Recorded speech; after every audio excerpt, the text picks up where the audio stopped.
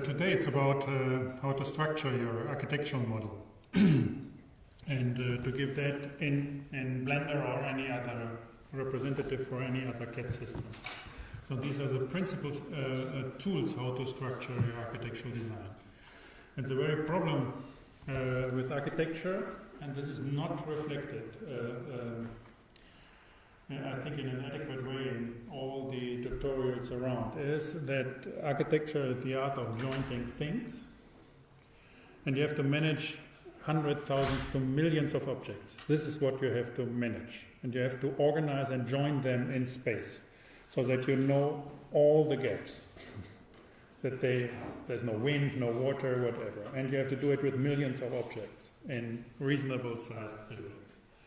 So this is your problem as architect. It's not to design. This is a strict contrast to design a certain element, for example, a doorknob or a chair and so on. This is good to do, and you do it in certain cases, but the key competence of you as an architect is to orchestrate millions of that. So to keep that running, that things fit. So, CAD systems, they're seen to be, to make a stool, to make a house like a stool, and so on.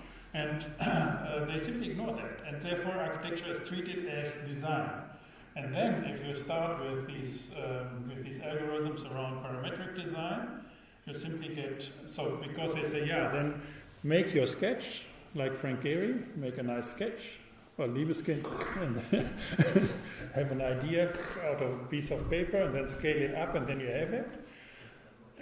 This is quite interesting, but only very few times, interesting scaling up, like Lars Oldenburg scaling up, and then saying, oh, it's like a crunched piece of paper, and the construction looks like that, and so on.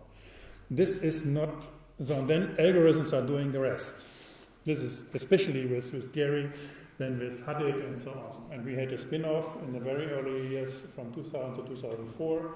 We collaborated with all these big companies, and then we have a spin-off design to production. This is here near Zurich. And they're doing all these geometrical things to discretize these curvy buildings and design all the pieces out of one piece of design. But I don't think in an open environment things talk. So, which means they are independent. So what you have to do is orchestrating millions of things talking to each other. So it's a kind of narrowing down in an unbearable tyrannic way if all these hundreds of thousands of things follow a certain line, which is simply a formula. And then they all have to be like that. And that's tyrannic. I don't like it. And I think there's a misunderstanding what architecture is about. In an open environment, and if you look at other architectures, it's much more hybrid, more telling in these things in a hybrid way. It's on the other side in our discussions. Then you have objects as identities. You have a lot of them, and they're talking. So you have to orchestrate that. And this is simply not possible with simple algorithms. So therefore, these are always these games. And we want to look now, and next we will see how the sequence will follow on a certain perspective to that. So let's have a recap to put it into what we have with Blender. So we have this generic environment, which is driven by animation and game and interaction, which are the key drivers in computer graphics for the last 20, 30 years. CAD systems are not. They are spurious, simply a kind of perpetuate the technologies of 1980s. Then it somehow stacks, and of course you have better renderings, but all these things come from games and from animation, from movie. So Blender is opening up the words and makes is not a kind of ready-made for architects for these things. And they even don't know what an architecture might be. Therefore, the choice for Blender to see all these state-of-the-art modeling tools. So this is driven by animation and by the movie and games. So, and we had these very principal things. So we say we create an object that's here, and this object has two different aggregates. So they have nothing to do with each other. So the first is the object. This is the geometric and the architectural space. So they call it the object mode. If you go in here to the edit mode, then the object is not at stake any longer. Then you are in design, which means you are organizing the topology, so the topology of this object, which is the production or the function of the thing. So if you have Sullivan's talk, form follows function, these are the two things. The function is design, form is architecture. So this is a function, and therefore I have always these dichotomies. This is infinite, this is paradox, whatever it means. This is Renaissance, and this is Enlightenment, or Gothic. So keep that in mind, and start looking at all these things. But it's this principal dichotomy which is here.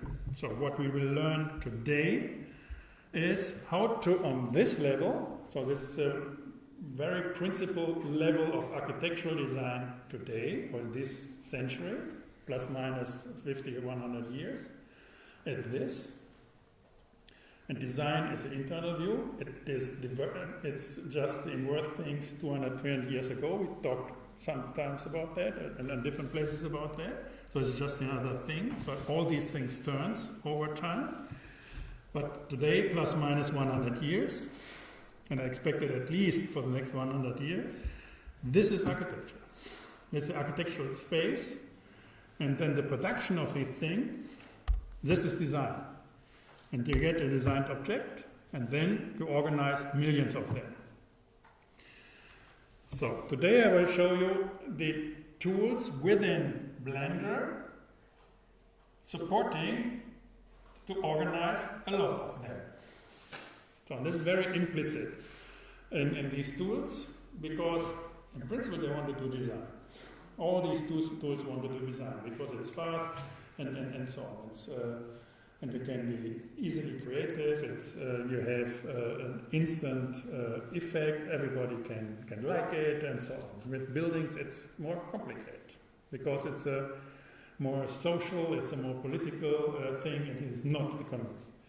So this is politics. This is economy. So if you have this dichotomy, it's like that. So architecture is art about politics. This is sociology. This is philosophy. Therefore, architecture, my strong belief, the enemies is design and sociologists, and its economy. So if you talk in the things of enemies, one is not working without the others and so on, but it's on the other side. So the orthodox people today are sociologists. And they're hindering yourself to articulate in a political way about architecture. Because they understand everything. But they don't know. And you as an architect, it's like, well, what I'm pushing you to is that you know, but the more you know, the less you understand. Therefore I told you at the beginning, don't try to understand. Get knowing it. So it's the opposite of what is the mainstream today. Everybody understands everything, but nobody knows everything, anything. Yeah? That's a crisis of today. Good. Let's look at and have a short discussion about what is architecture. Look how architecture is.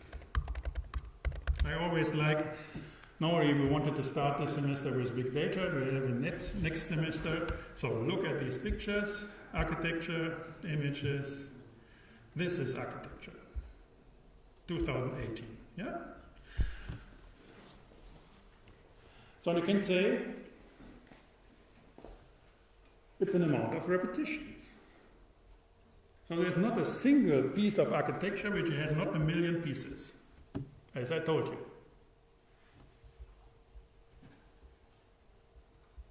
Yeah? So it's always a lot. So very important. So it's about repetition. So and I strongly believe, for example, they have this Louis Vuitton here.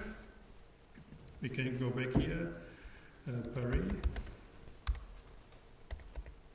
Louis Vuitton store.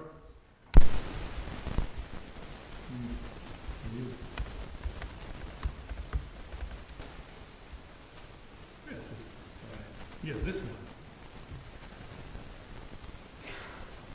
They are this proud that there's a fully controlled 3D thing. Everything is unique. All the parts are unique, which means in this case there's no architecture but designed objects, but thousands of designed objects. And it's 4 terabytes of data. Not gigabytes or megabytes, terabytes. And they are proud of that. Yeah, because they draw everything as a single thing. And they call, and they call these people then, they're drawing then in India and so on. Everybody gets a small portion of this building because everything has to be organized in 3D and so on, and they are the cat monkeys. And they draw and draw and draw and draw. Imagine that if you want to change something. 4 terabytes. And the interesting thing is, they are proud of that. Crazy, huh? But it's nothing. So now I will show you how to get it to 20 kilobytes, 10 pages. No problem.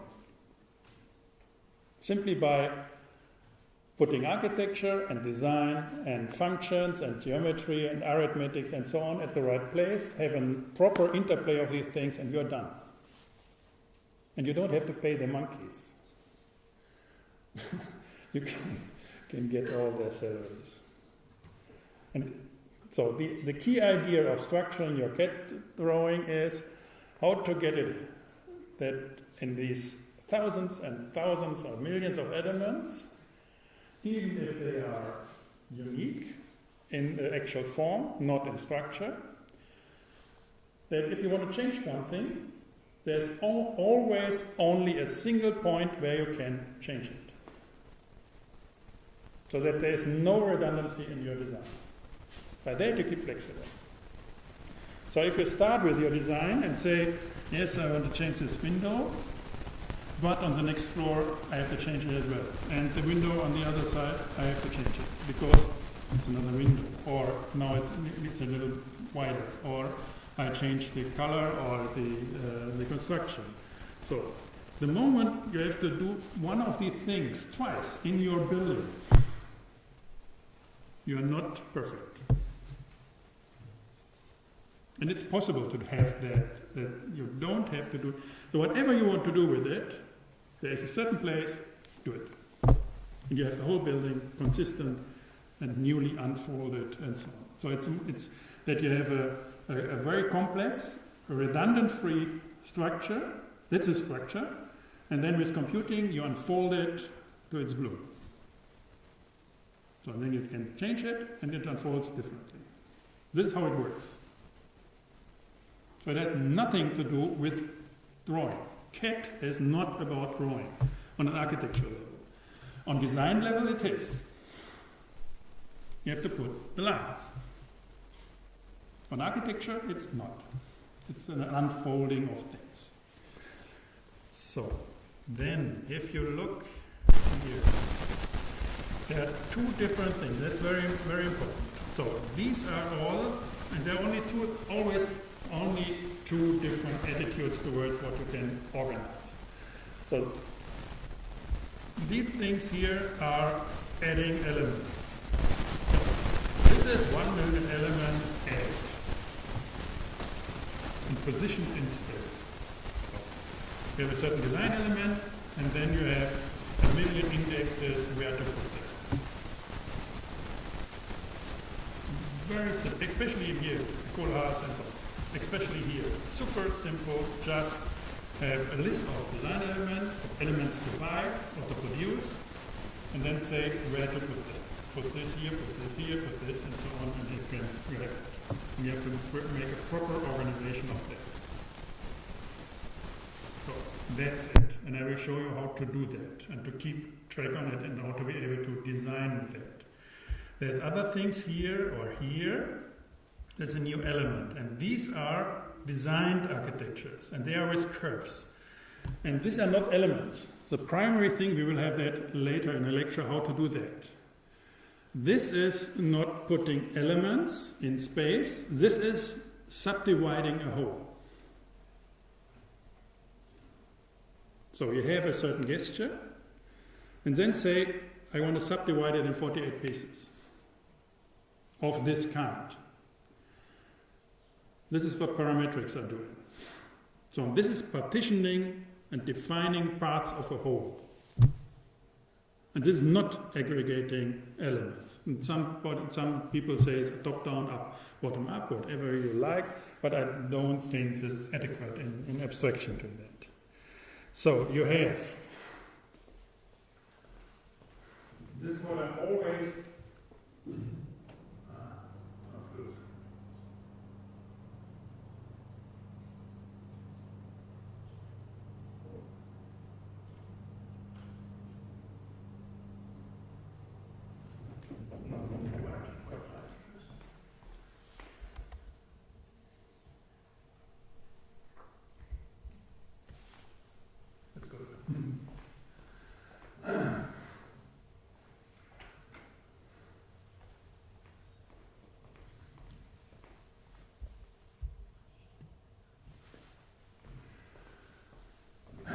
this is what I'm always telling.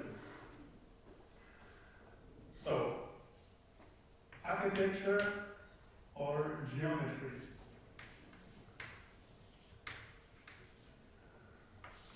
So, this is about positioning elements in space. And this is about lines. This is positioning.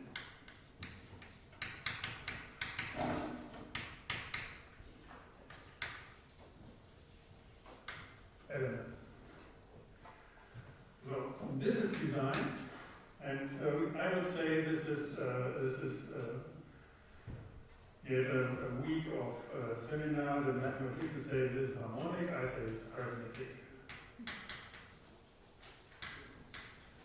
So, and this is always, if you have a principle, this is the circle, and you're subdividing it. The circle is the whole, you don't understand, and then you're subdividing it in parts. So this is defining parts. This is a machine which can do new things. This is a system which works in a given way, or an apparatus. So again, these polarities I gave you very often. But this line, this is a circle. So, and you can't have, that's very important, you can't position elements on a circle because this is irrational.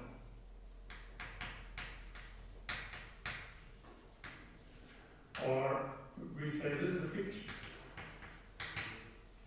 And this is rational or real. This is what we call reality. Reality is a fiction. And this is actually, this is intellect, and this is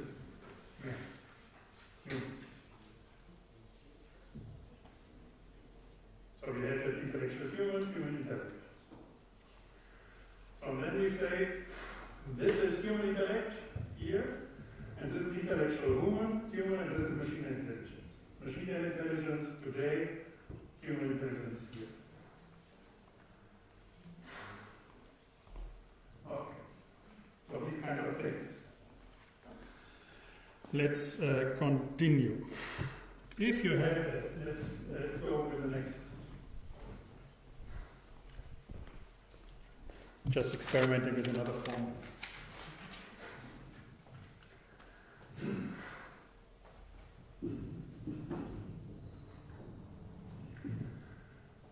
The measurement, that's very important. The parts is that you measure between lines. So you measure distances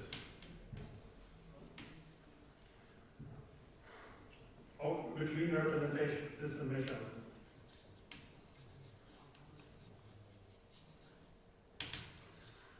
Here, you're in circle. You can't measure because the circle is irrational. But what you can say is that within a circle, and we have the perspective drawing with it, so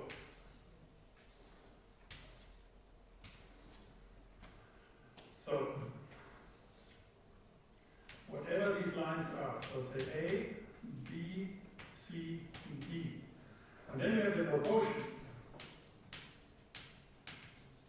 When we say A to C cross A to D, divided by B to C by C to A B to C by B to D. This is constant. As an invariant for a certain set of angles. It's the only thing you can measure here. Here you do the Euclidean distance, it's square root of x squared plus y squared. That's a distance. A distance.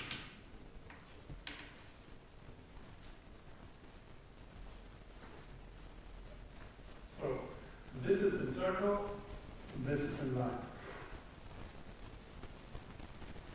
To get stability. So we will go for the geometry of the line, and I will show you in a later lecture how to deal with these partitions.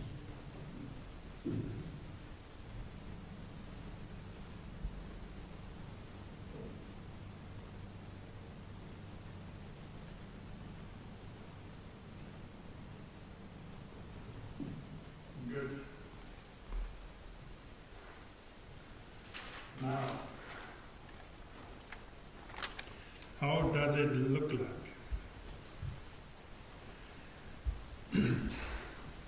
To get an idea how to read our architecture today as a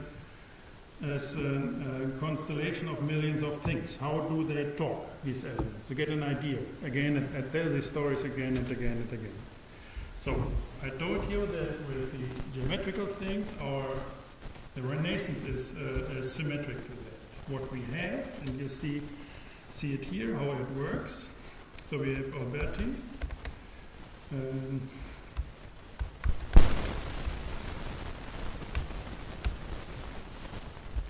We have, so he cracked this Caesar code, so it's an encryption device. So what you have is the terminal, and with every letter is reconfiguration it. If you want to write this, he blocks this. Next he turns, and then he blocks this. Then he turns again, and so on. So he turns always, and just blocks this, but means this. If you don't know the mechanics of the rotation, you can't understand anything. This is an architecture because we cracked the linear Caesar code, which simply an offset of these characters. And then by probabilities you have been able to say this has the meaning. In 1,000 years that people have been able to find it. So, this guy is in the same, just as I, so you have to, don't try to understand it, you have to know it. So the next is this here. So in architecture, it looks like this. It's always my example. Palladio, rotunda, and an interior. This is how the inner disk looks like in architecture. So you are rich in being connected to the world. And it's painting. That's the inner disk. I strongly believe, so it's a panorama of a personal panorama of the world. And I strongly believe that with our social media, with our smartphones, with our computers, it develops towards that. It will be a personal, if we are good in that and masterful in that, it will develop to a panorama, a personal panorama of the world. So you get rich in being connected to the world. And because of that, you can speak. And the speaking is the outer disk. And it looks like this. And it's sculptural. So this is the exterior. This is the talk. And this is the inner thing encrypted. To be able to talk politically. This is architecture. If you look at this then in an urban scale, or in not this villa, then look how this Alberti.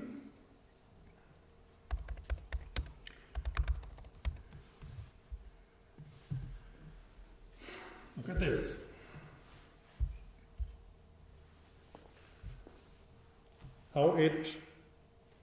So this is the outer, and we have the inner. So you have this old basilica, and it simply gets an encrypted new face. And this new face is all about circulation. Yeah? Whatever it means, don't try to understand it. Know that these things happened. And they happened with the same persons, same time, of the smart people of that time. It happens in the same time, which are strong indicators that something has to be in common, because masterpieces of a time are always of the same thinking. So you have to know that. Don't try to understand it, because you can't understand it. Yeah?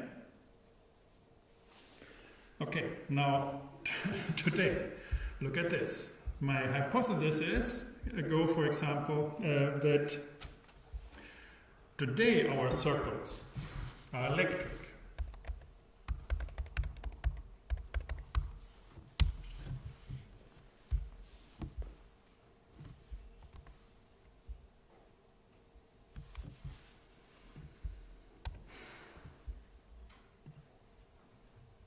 These things. These are our circles of today.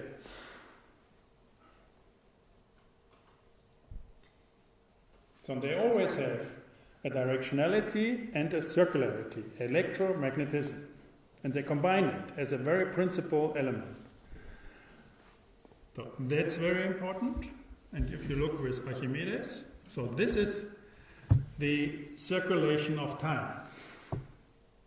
So you get elements of time. You build your chronological panoramas of the world.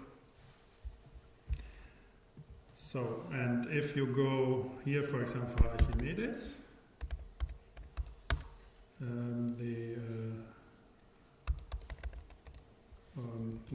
let's see. Yeah. Like this. It's the same thing, so the super mechanics and super mathematician in Greek, the same thing like electricity, but in space. And amazing things happen. Water's flowing up.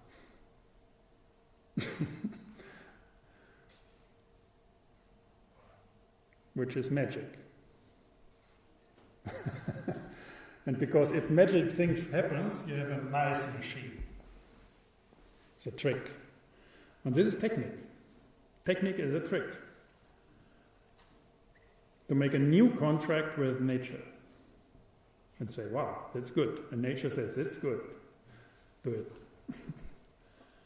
Electricity is the same, but not in space, I would say in life. Good.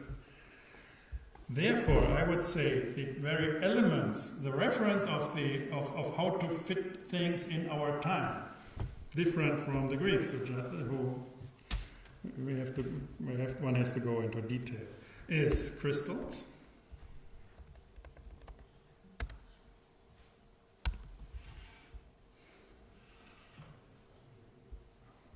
These are crystals.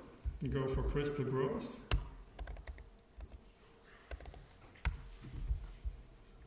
And these are the structures of today. They are electric. And these are quantum structures, how we describe that. And they're group theories. And what you always have is mathematical circles around. And then you have certain categories, how to circle, and symmetries, and how this works. And this organizes itself in packages. So this is the art of jointing of our time, of jointing elements the theory of jointing elements in life. And these elements are electric, so they are encapsulating time. These are the quantum phenomena.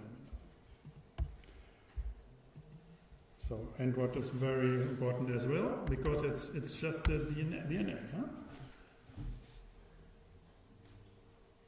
This is how we think our world. Nobody knows that it is like, nobody can see it, and so on. It's just, you're measuring certain things, and then you can describe these measurements. You'll never get it. It's like with all quantum phenomena. If you ask a certain thing, it's destroyed, because you get an answer depending on what you're asking.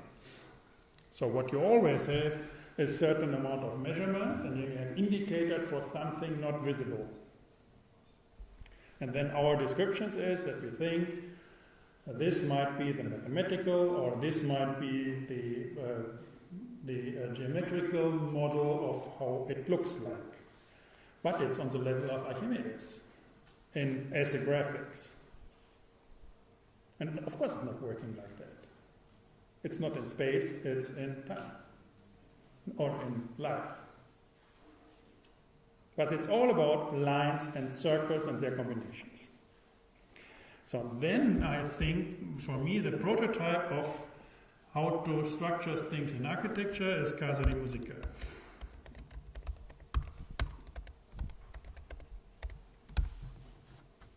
How to structure things in space, in architecture. And this is a crystal. It's a quantum crystal.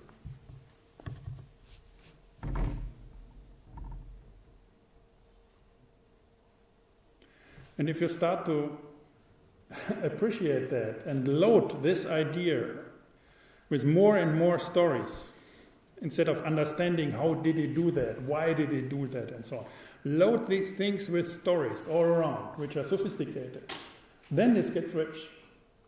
And this is how Koolhaas is working. Strong storyteller in these things. So loading these things with meaning. It's not about the simple things on the mechanical level, like the DNA. It's not putting stones. It has to be vivid. You play on life. It's a flicker, and it has to be flickering and glimmering, and it has to be to get an identity in media and so on. So it has to live in our world. And you can't do it just by putting stones. Of course, at the end you have it, but that's not the story. So this is my introductory talk about what all this is about. So, let's give you the principal structures available by or delivered by a Blender, and which is available in most sophisticated CAD systems like that. So we have this object. So we make another object. So there's a huge library of these things of different designs. So what you do is you simply buy or load things from all the libraries, from the catalogs, from designs you did prior to that, and so on, and simply take them and put them in space. There's a tutorial how to get it from internet. I have a small one, and how to make your own libraries or deliver it to internet. So that is a loop. So that's not complicated, it's super straightforward how it works. So imagine whatever you can buy, you have it here. Whatever you can design, you have it here as an object. So and they start just with, with these few objects here, but you have all the things available. All the scans and whatever. So now look what we have. So we have two objects. That's a cube. We call it, that's a cube and the icosahedra. So this is the 3D view. This is the so-called outliner. It's a hierarchical view like the file system of in your computers. So you can open and close it and so on. So what we have in here is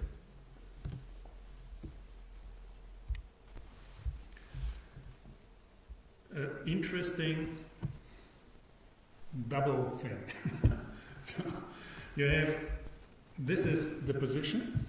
So this is the architectural entry point, also the entry point, where to put it, in which rotation, in which scale. These are the coordinates. If you're looking here, these are the transformations. So you say x, y, and z, and location, rotation, and scale. So if I move this here, you see the things change. And this is with the architectural object. So and then you have a design object, you see. That's the same like here. So this is a design object at an architectural place.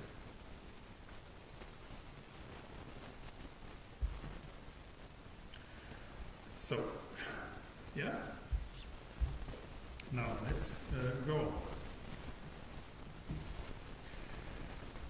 Look at here. That's the outliner, and these are all the databases and data is connected to the thing. So what you organize at Architect is only this top level. And you're only interested in what to put where, in which direction, and so on. That's it. What to put where. So you have all these elements, and then you have very few things designed, like the wall. These things are all online, so they are put together, so they're added and positioned. The panels are positioned, the ceiling is positioned, and the wall is designed. So that's in circles, so you can't measure. You have to put that in proportions. This is in dimensions. You count it. It's discrete. This is in proportions. So you have to make these crazy proportional relations in circles. You measure these things in circles. And there's by definition not more. It's just these two attitudes in certain derivates. So we have two of these things. This is a cube, and this is a cube. And here we have the same. So we say this architectural object has these links, they call it link. So now look what I can do. So we have this object, icosahedra. This is a database of all design objects I have in my drawing. And I simply can say, I want to have a cube.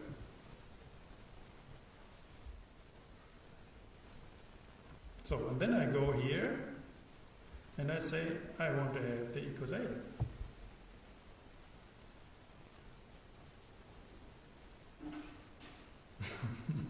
Simple. Very astonishing. Nobody tells you this in the first step. So it's very, yeah, okay, good. So we have the position and we have the object. There's two pairs of shoes. Therefore, we should not mix up. So we say, this, for example, is my icosahedra, and this is position 1. And this is position 2. And then I say, at position 1, there should be the icosahedra. Or, yeah, in position 2, cube. Now I want to have the icosahedra at position 2 as well. So, clear, huh? Now let's go a step further. So, how it works is that now an interface is simply not explained. So now there is a material associated with this design object. So to materialize that and make it real, you add a material to the design object, not to the architectural object. The design object has the material. So now you create a database of materials, and you say we want to have principal BSD, and we want to have material. We call it aubergine, metallic. So now we have a database of materials. If you want to see that, we go here for material. So, which means we have to take care. So, here the icosahedra, we have the icosahedra and the cube. Now, this is not an icosahedra, this is a aubergine, or aubergine icosahedra. Because it's a specific one. There can be others.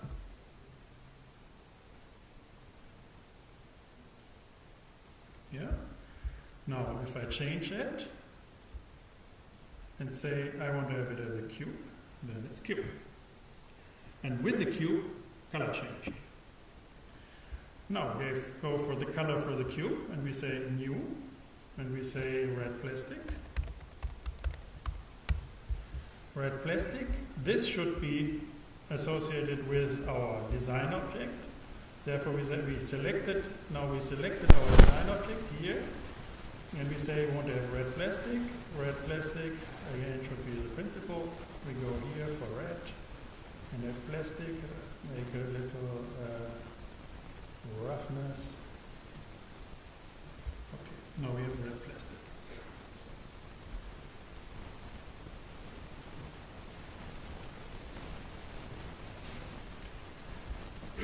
Good. Now, if you want, that's the system. So you have architectural object, design object, and then you have the material, the materialization of design objects. So you have 3 different databases: an architectural database, and these are lists, very simple lists. In architectural, you say, what are the positions, what do I want to have there? Then you have a design database, you take it from internet, or have a folder with all this stuff. And then you have material, take it from internet, make photos, I can show you all this works, make a database or a folder in on your computer. As an architect, 90% will be on the first database. Simply change objects. Very clear. So this is the first step. Second step is if you copy or duplicate an architectural object. So we take this cube here, for example. So now if we simply duplicate that, we look what we have. So we have copied position 02, and now we had copied the position So it's position 03.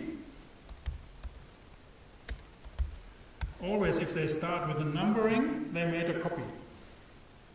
Make a new database entry. And they copied the cube. This cube 01. So they made a new production of the object, which is not, this is not what I wanted to do, huh? So if I want to have this chair, I want to have a chair and so on, then if I change it, so if I change the design of the chair should be not a single one. So you can, of course, then you can add, if you add a number here, for numbering, or you can drill a hole, then you do it with an instance. This is what we did here. But if you change the design, for example, if you want to make different alternatives in your design, and then say, then they also be changed. So therefore, this is the one where you have a copy of architecture and design. And the plastic is not copied. So this is so the first level are copied, and the third is kept. The material is kept in the database. Which means if I'm now changing this here, so now I go in here, so go in, edit, go to the, now we are in this cube 001, and I edit that, so go here and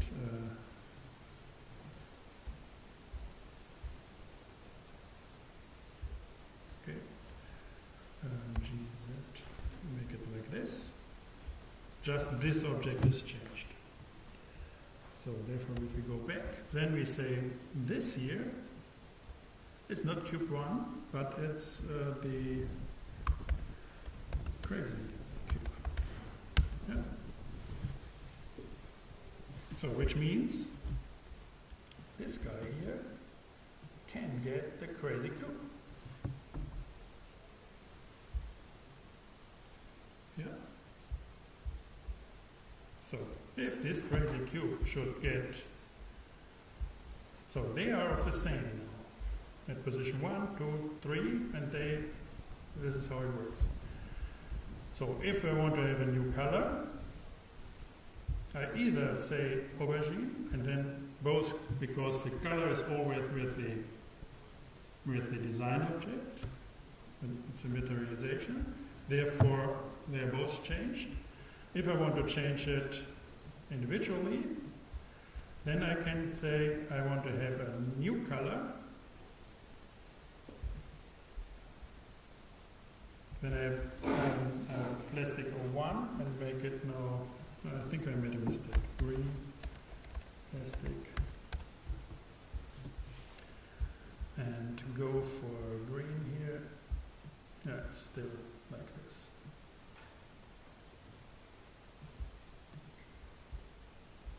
Good. To make it independent, I simply have to, what we did in the beginning, so I have to put that back from crazy cube, so make a duplication, then it's, then you can see what I'm doing. Make a duplication, and this guy now is independent. Now he got a new, if we go here, it got a new cube, and this new cube can now get the red one, for example, the red plastic, and is individual.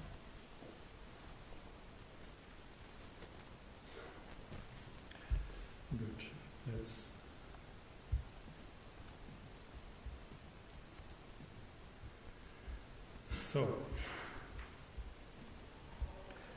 so we had this, if we have that with duplication, so it's Shift D, then we make copies of architecture, of position, and make a copy of the design. We keep the material.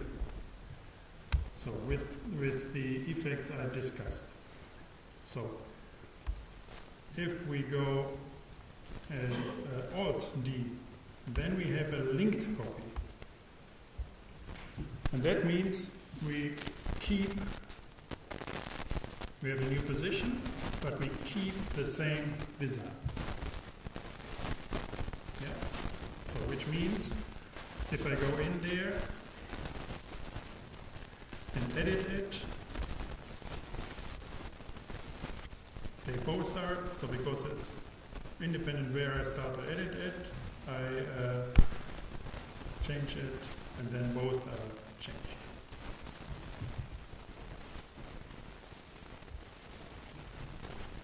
So we will make a 10 minutes break, and then I will continue this class. Yeah? Thank you.